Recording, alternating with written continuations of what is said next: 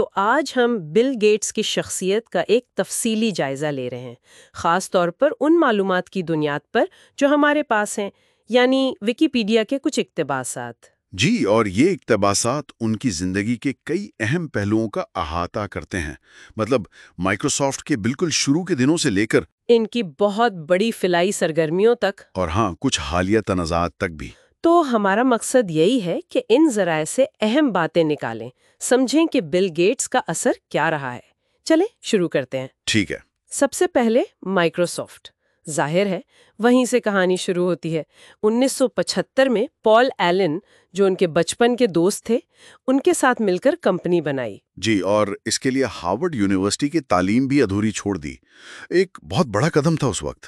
بالکل، اور پھر 1986 میں کمپنی کا IPO ہوا۔ ہاں، یعنی انیشل پبلک آفرنگ، جب پہلی بار شیئرز عوام کے لیے لائے گئے، اور اس سے وہ صرف 31 سال کی عمر میں دنیا کے کم عمر ترین ارب پتی بن گئے۔ 31 سال، ناقابل یقین۔ جی، اور وہ تقریباً 25 سال مائکروسافٹ کے CEO رہے۔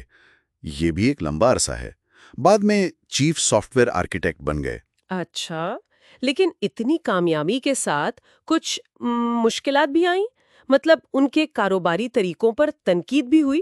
ہاں بالکل، ذرائع میں ذکر ہے کہ ان پر مسابقتی قوانین کے خلاف ورزی کے الزامات لگے تھے۔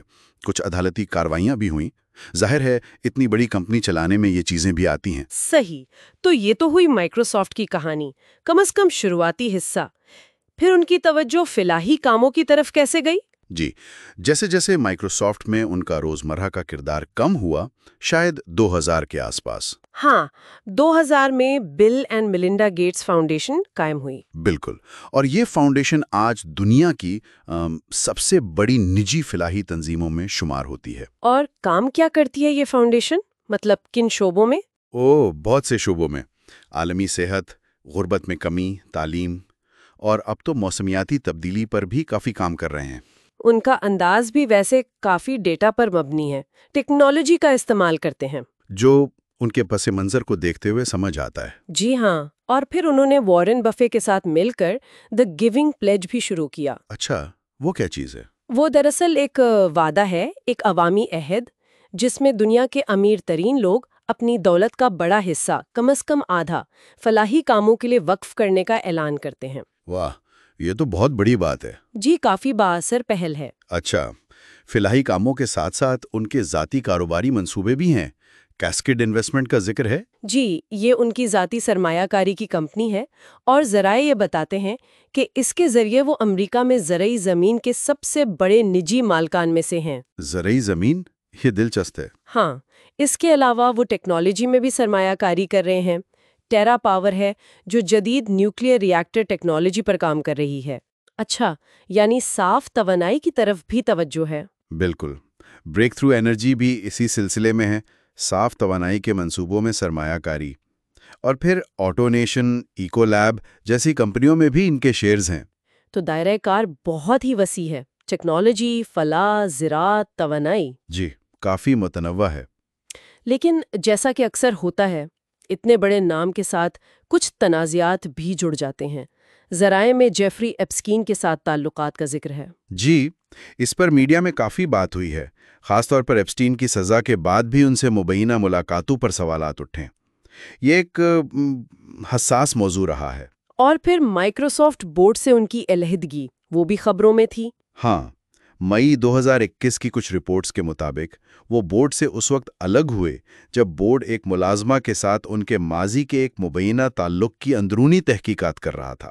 اچھا، یہ بھی اہم ہے کہ ان کے بارے میں کئی، آپ کہہ لیں، سازشی نظریات بھی گردش کرتے رہیں، جیسے کہ وبا کے دوران یا ویکسینز کے حوالے سے، جن کی وہ خود تردید کر چکے ہیں۔ ظاہر ہے مشہور شخصیات کے ساتھ ایسا ہوتا ہے۔